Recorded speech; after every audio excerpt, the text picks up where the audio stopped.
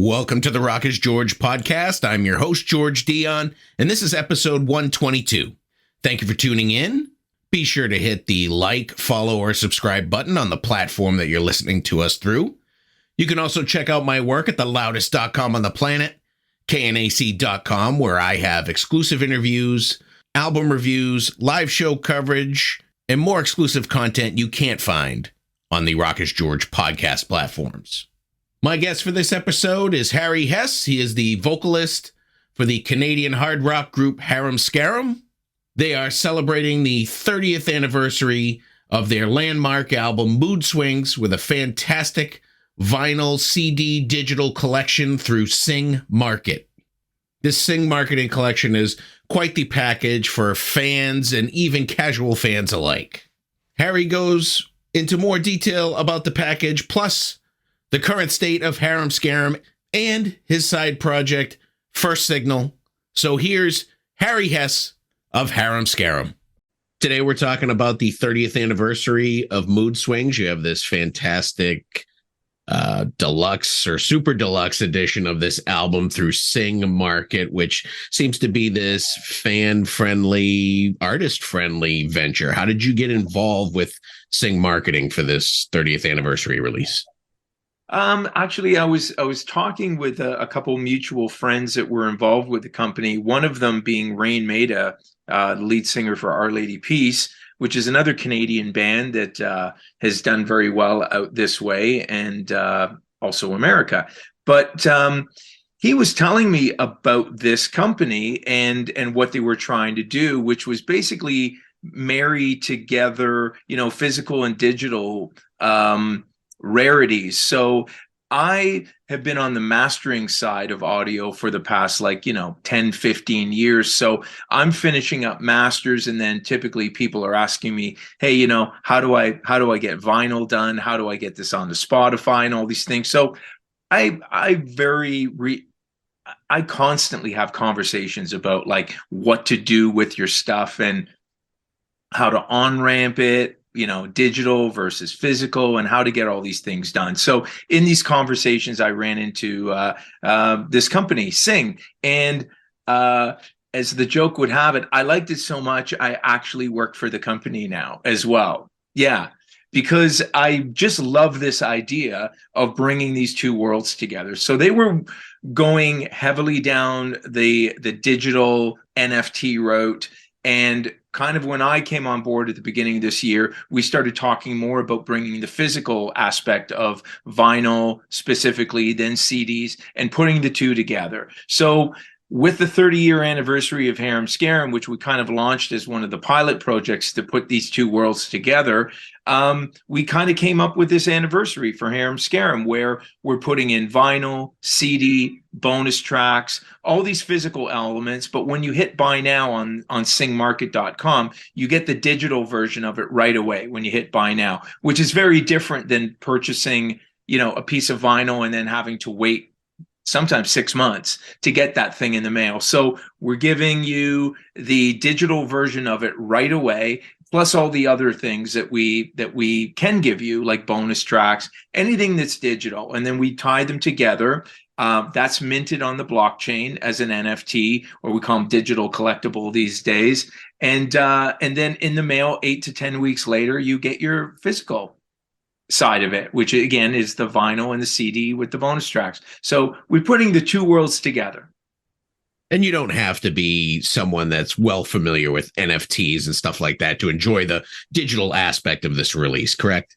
No, that's right. I mean, even on the Sing website, you use Apple Pay, Visa, MasterCard, the traditional method of purchasing. Just kind of under the hood, what happens is they create a digital wallet for you, and you can later on access that, trade the assets. I think we're way too early in that whole world of people understanding what it is, let alone what to do with it. So I think if we keep it easy and simple and just say, look, we've got this really cool piece of vinyl. There's only ever going to be 1,000 of them made. We'll sign them for you. You buy it, but you literally own that entity. That thing is what's literally on the blockchain, and you're the true owner of it. So a few years down the road, when there's none of these left and people are trying to trade them or sell them, you're the rightful owner of it. And, moving forward into Web3 without getting into all of that stuff, the only way to really kind of own something digitally is to mint it on the blockchain. So there has to be some component of ownership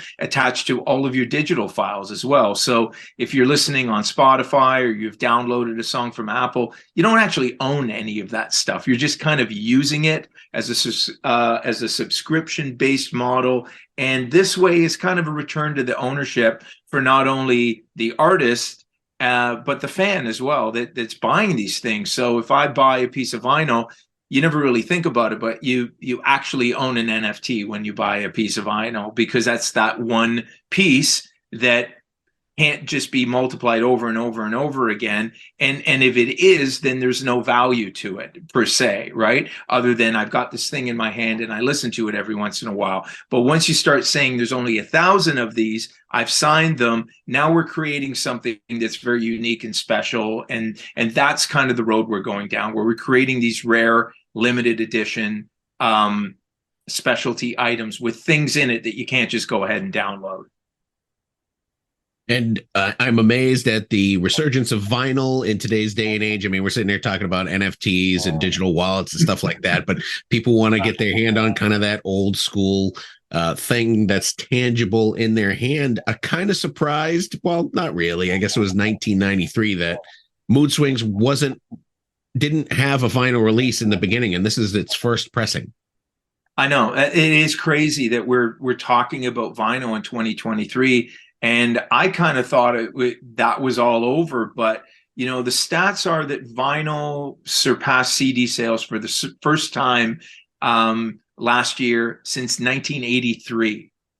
And the weird part about it is that CD sales were up 20% as well. So it's wild. I mean, we just went through a pressing plant where we're getting, the copies pressed, and they're running Taylor Swift, Harry Styles, picture discs, and like all kinds of stuff that 13, 14-year-old kids are buying, teenagers are buying, college students, all the way up to, people my age. I mean, I'll be 55 this year, and I grew up buying vinyl. So it's a really cool resurgence for me. It's nostalgic, and I love holding that thing in my hand and then also putting it on the record player and just having that experience. The artwork is typically, more engaging and really cool to have and hold. And some people are buying these things and they're saying, oh, I'm buying two because one, I'm not going to play. I'm just going to display it. And then I've got my play copy. And so vinyl collectors, they're a weird breed in that sense. And I'm not really a hardcore collector, but the real hardcore collectors really take it seriously and are super into it now more than ever, for sure. And there's something about that limited edition that I think draws collectors or even just casual purchasers as well. I mean, like with kind of all this whiskey I have back here, they bring out a special edition and, us whiskey collectors are like, I got to grab that before it's gone. That's right. That's right. And, I think they were doing that with sports memorabilia for many, many years now, and kind of created this whole ecosystem for super fans that wanted those specialty items. And nobody's really doing that in the music business per se. I mean, you'll see these reruns of a vinyl edition that came out in 1982 or whatever, and they'll do another run of it, but there's nothing different about it. There's no add-on, there's no bonus material. And I think really what people want in 2023 is like, if we were just to put out Mood Swings again and there was nothing new to it, that's one thing. But I think what we're trying to do is engage with people again and kind of say, well, not only are we, giving you this old thing that's never been released on vinyl, we're going to give you some bonus tracks and all this other extra stuff. And we want to kind of talk to the fans and see what they want and kind of just, give someone that experience, because it's cool for us and obviously great for them just to have that one-on-one connection.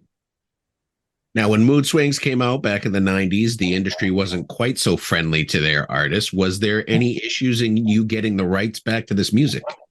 Yeah. And, what we did this time was we just licensed our own record back. So this was originally on Warner Music, and I just called up Warner. I still have a great relationship with them. I was there for 11 years and I still have lots of friends there. And I told them what I wanted to do, and they said, yeah, that's totally fine. So, we just work out a deal that they get a percentage of the sales, and we go on and we kind of keep adding content to the whole thing and make it a little bit better than if they just released it on their own, or if we just had to kind of do something without that piece. So it's a good kind of approach to a relationship that kind of works out for both parties. And I think there's an added advantage to having the band involved in kind of piecing something special together than just having the label be like, okay, this is Harem Scareem. What do we got on this? Let's throw it in there. Yeah. And I mean, if I'm talking from Sing's perspective, the company that we're doing this with, that's exactly what we talk about. We say, look, when a release comes out on Sing, it's actually authorized by the artist. I mean, we're working together with the artist, talking about every little thing that's in there, whether it's going to be a specific 8x10 that the artist is going to sign, or a poster, or any kind of old memorabilia that the artist would have, even personal photos from backstage and things like that, handwritten lyrics from back in the day. Those are the types of things that fans love it, want it. It's never been out there for the public to see or hear. And the label has no access to that, and actually no rights to it either. So, like I keep saying, those two worlds coming together is why this makes sense. You need a band with a good fan base and a good history that people are interested enough in this for it to make sense. But when you talk about bands that have a long history, they've been at it 30 years, 35 years, there's tons of anniversaries, right, of all these records that are amazing that came out in the 90s, even early 2000s, that don't have a vinyl component to it at all. It was never released on vinyl.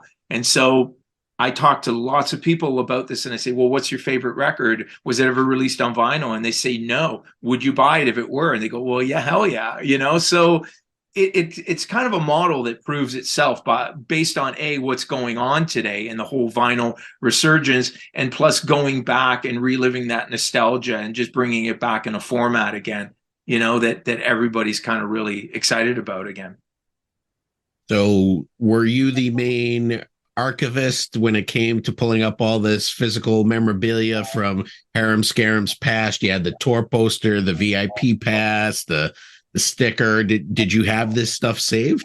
Not really. And so I kind of scrambled and, just sending out a million emails to all kinds of friends and fans around the world. Actually, that poster was a signed poster that a Japanese fan had back in the day. And, we've just known her over the years from being a fan. And I happen to have her email address and contact because she would fly around the world to kind of see us play. And we always tried to treat her nicely and bring her backstage and have lots of chats with her. And so I knew that she had this poster in pristine condition. So I asked her to go have it scanned. And so that's a scan of a poster from back in the day from a Japanese fan. And couple of the other pictures were from some fans in Germany that, I just, again, over the years, you just personally get to know these people because they're following you around and they're chatting all the time and they'll show you all these photos. And it's great. I mean, it's fun for us to relive the moments too, and kind of celebrate the anniversary of this record, because this record for us was the one that kind of broke us internationally. On our first record, we came out in Canada, Portugal, and Spain, and on Mood Swings we were out in over 50 countries. So that's why this record is a big deal for us, and to kind of commemorate it and celebrate it in this way is definitely a cool thing for us.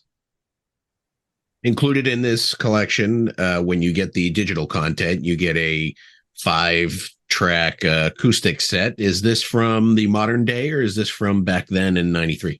No, we did this again now in 2023. We thought, we wanted to add something that was unique and cool and just specific to this release. This isn't something that, is going to be up on YouTube or on, Spotify or Apple Music. So this is specific to this project. And again, hopefully makes people feel like they're getting something a little bit extra that's not typically, something or that's readily available. So that was the whole mindset behind that. We ended up doing like 5 of them, so it was quite a pile of work.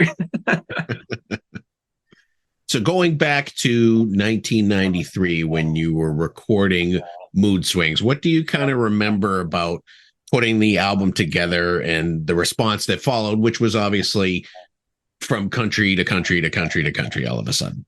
Yeah, I mean, we never really had any giant expectations with regards to what we were going to do. In our minds, we're just some band from Canada, small band from Canada, just making records. And we felt super lucky that we were even making records and could continue to. So I remember our mindset back then was just, get in there, work really hard, and write the best songs we could at the time. And that production was very lengthy and involved, and we probably spent 6 to 8 months writing and recording that record. And we got deep in the weeds. We drive ourselves a little bit crazy, just getting a little bit too analytical about it, and trying to make sure everything's perfect when it shouldn't really be about that. But it's hard to let go. But we've always prided ourselves on working really hard on making these records sound great. And this is done in an era where there's no Pro Tools, there's no auto tune. Like, every part had to be played, sung exactly the way that you hear it. Some human had to do that,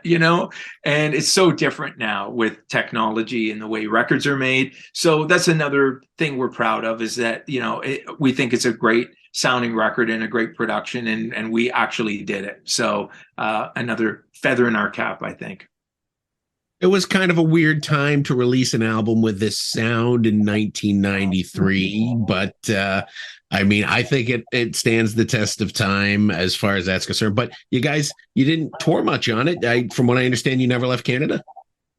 Oh, no. We toured Europe, and we hadn't hit Asia at that point. It was on the Mood Swings record that we kind of solidified getting all those territories on board. And then we went back in the studio and we made Voice of Reason, our third record. And that's where we hit Asia for the first time. But we were already doing European shows at that time.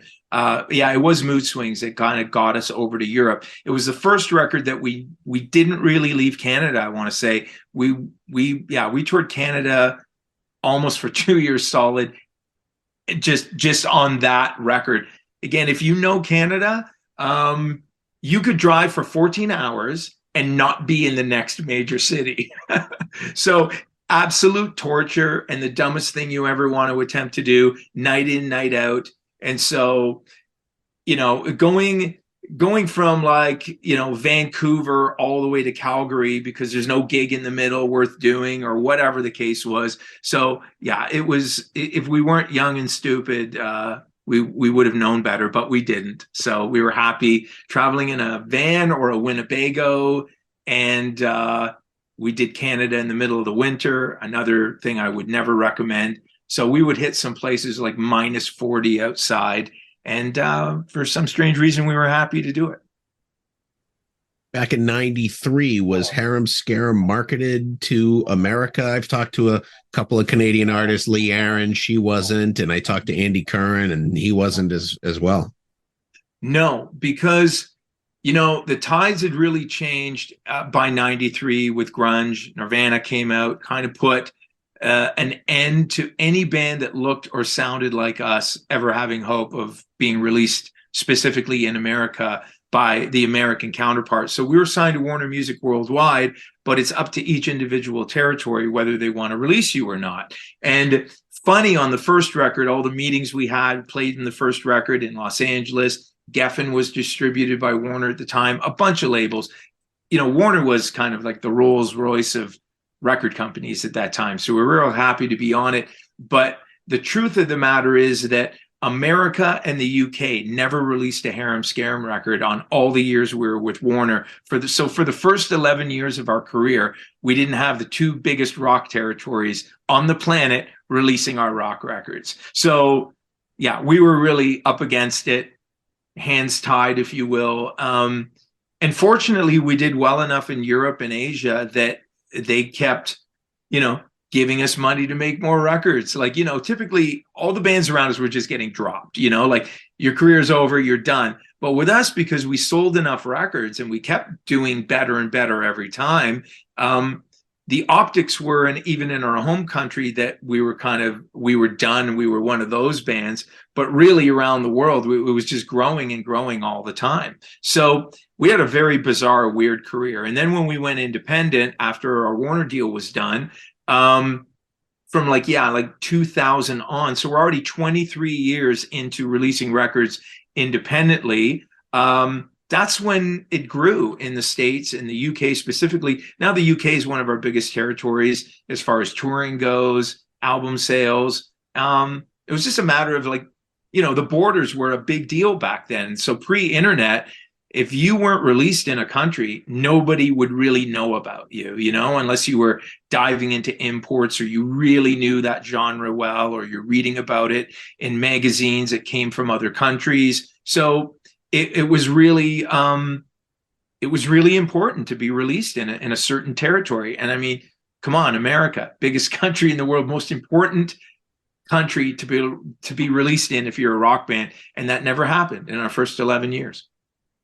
Well, I'll admit I discovered Harem Scareem when the internet started promoting music from around the world. That I hadn't heard of you throughout the 90s. I'd probably say we're talking mid 2000s is where I first started to hear you guys. That's right. So not unlike yourself, that's kind of when we saw this resurgence, or really a bump up in just awareness of the band, because, YouTube clips and stuff like that. So all around the world, people would be seeing YouTube clips of this band, Harem Scareem, and if they like the song or they like the band or whatever, for whatever reason, it just started building on that. So we've got, lots of content out there over the years, and people keep, even to this day, discovering it.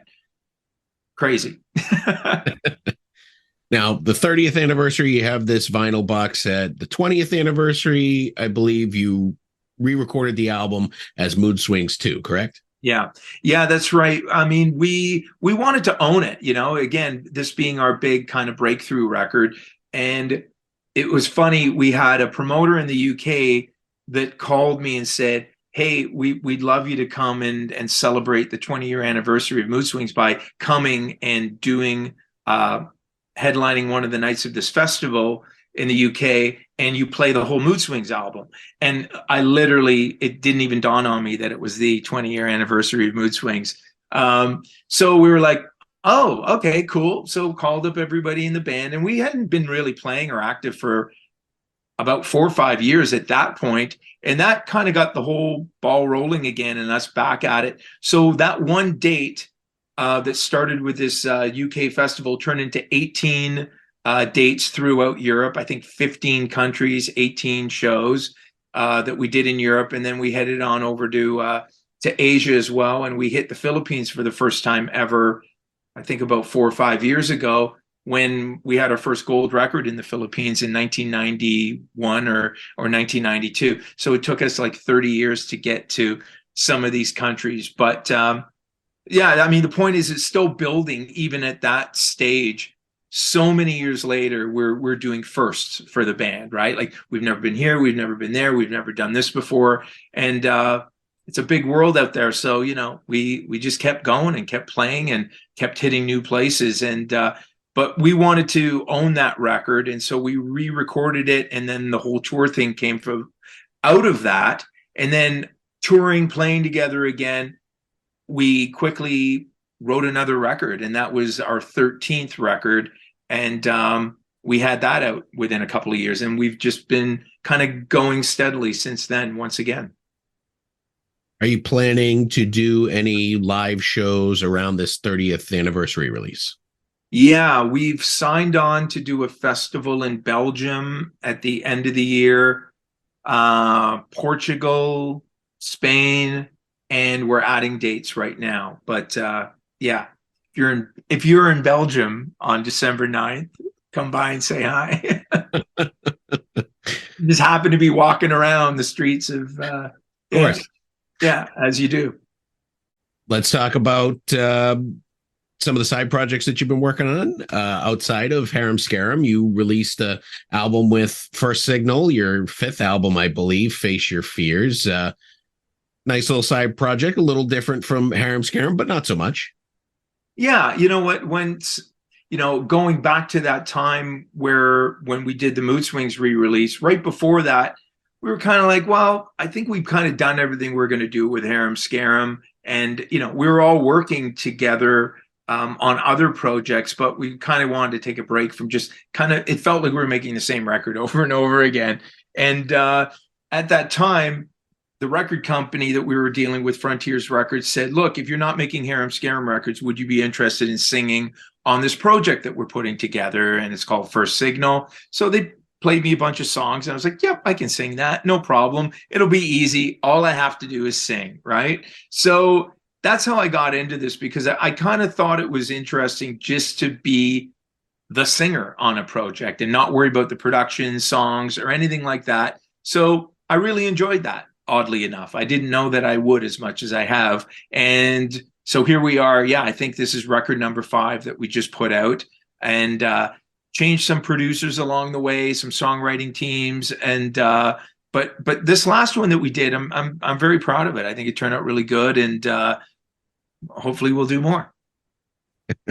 That's not something that you can tour on. Those Frontier studio projects usually stay in the studio, right? They usually do, only because, I don't know how much interest there is from, anyone to really see it, or for us to really, get together and put a whole lot of time into putting together a live show and looking for tours and rehearsing and all that stuff. So, I think for the most part, it's tough enough to do that with Harem Scarum with schedules and everything. So my main priority would be to do that with Harem Scarum for sure.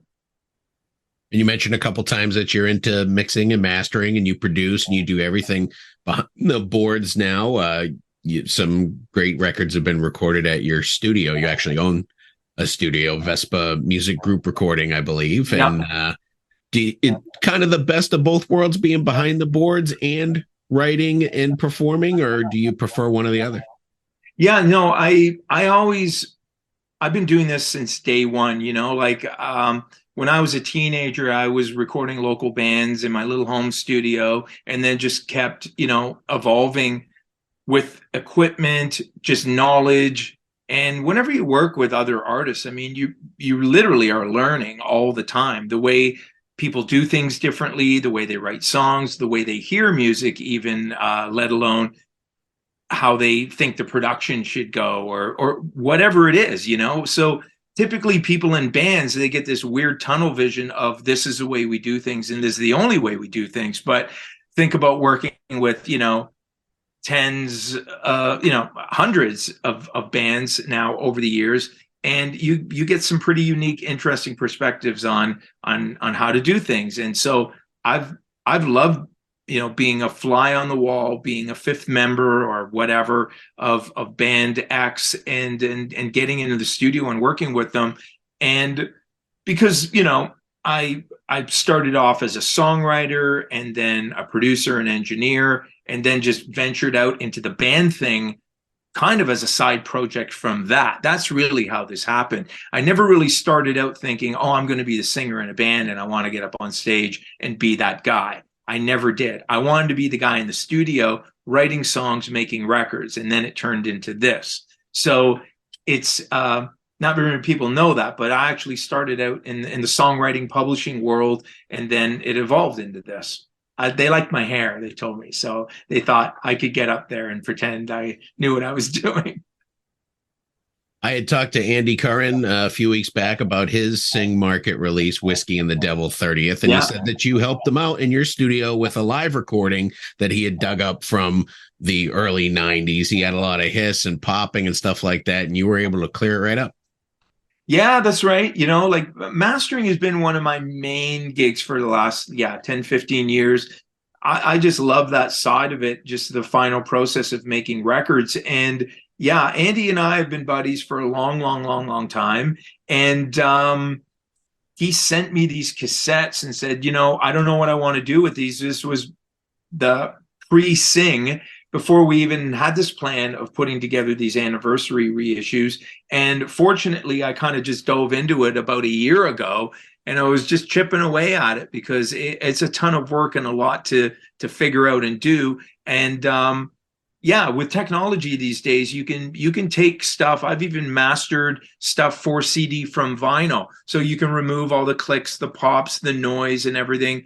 You know, you can do it within reason. You know, if it's super noisy or really damaged audio, you're going to hear that in the end. But in Andy's case, we were able to, I guess, pull out of the fire some really great sounding live recordings, which ended up as part of this 30-year anniversary. And, you know, it got the wheels turning, even thinking for how many artists have got these really cool board tapes from, you know, a show, an esoteric show from a recording off a camcorder or just a board tape or something like that.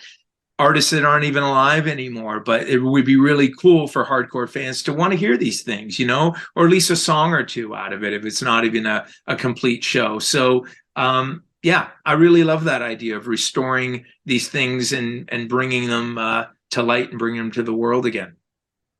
Is Sing Market going to focus mainly on the Canadian music scene, or do you branch out? No, I mean there's no limit to, you know, where we're looking to do.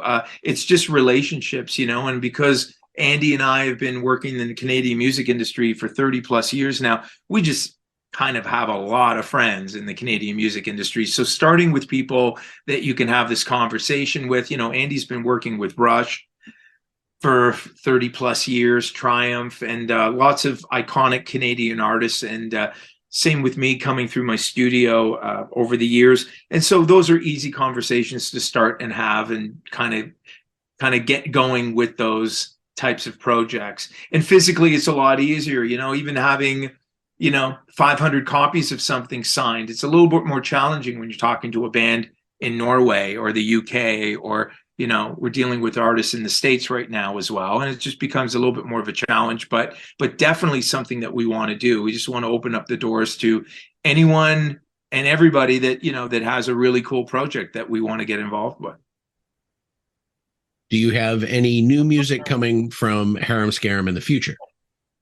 Not at the moment. We haven't sat down and finished anything new. A couple things in the works, but this has been, you know, the 30-year anniversary has just literally taken up all of our time since the beginning of this year. It was just launched a couple weeks ago, and we're still following up on it and heavily involved in getting the production aspect of it ready to roll, dealing with, you know, album jackets and manufacturing and all those things. So our first priority is to get that, you know, out the door to the fans that already bought it. And then after that, when the dust settles and we have a couple seconds to reflect, maybe it'll be time to play by then, you know, we'll see, because we will definitely be playing by the end of the year. So I can promise we'll be out playing by the end of the year, but new music probably 2024.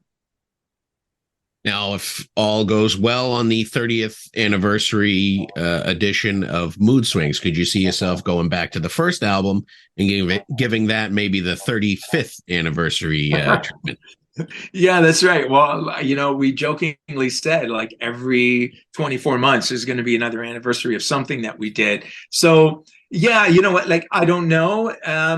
I would really want to feel that we can bring something new to the table as well. You know, I just don't feel great about putting out something and going, hey, here's that thing that you already heard and you probably already have, you know, so I really want to add something to it that's unique and new and bundle it together and say, here's an old thing. Here's some nostalgia for you, but here's something new of value to throw in the pile. So we'll have to think about that, but definitely. And I mean, some other people have released the first record on vinyl. It's just a standalone piece of vinyl. There's nothing added to it. So that's definitely something to consider, to do like a special edition run with, you know, some new bonus tracks or even new material tied with it. That might be a cool idea. I would imagine that you're running a little thin on material that people haven't heard. Your box set that came out a few years back pretty much covered a lot of music that was out there. Plus, I know that there's some bonus stuff on re-releases throughout the years as well. Oh, absolutely. I mean, you know, in Japan specifically, they were always hungry and bugging us. They're saying, give us more stuff. Like, they would have happily put out a new record every 6 months. And if you know anything about writing and recording, it's just like that would be a full-time job in itself. let alone playing and doing anything else in your life. So I think the amount of material we've recorded and put out is pretty stunning over that period of time, just as Harem Scarum, let alone the other projects that, we've been involved with and have done and put out. So you're right. We've kind of left no stone unturned, and there's B-sides, there's, demos that have been remastered and put out again as, the early years. Even pre-record deal. So yeah, I think all of that has kind of been done, and probably the doors closed on that stuff. So we would have to get into the studio and write and record some new stuff. Well, those are all the questions I have for you today, Harry. The new Harem Scarum Mood Swings 30th Anniversary Edition is available for pre-order now at Sing Market. You get the digital stuff right away. Your vinyl comes 8 weeks or so later. Fantastic collection from what I've seen so far, and I really enjoyed talking to you to learn more about it. Thank you. Awesome. Well, thanks for your time, and I'm sure we'll chat soon. Once again, I want to thank Harry Hess of Harem Scarum for coming on the Rock is George podcast. Be sure to check out the 30th Anniversary Edition of Mood Swings, available only at Sing Marketing. You can head over to market.singidea.com or click over from haremscarum.net.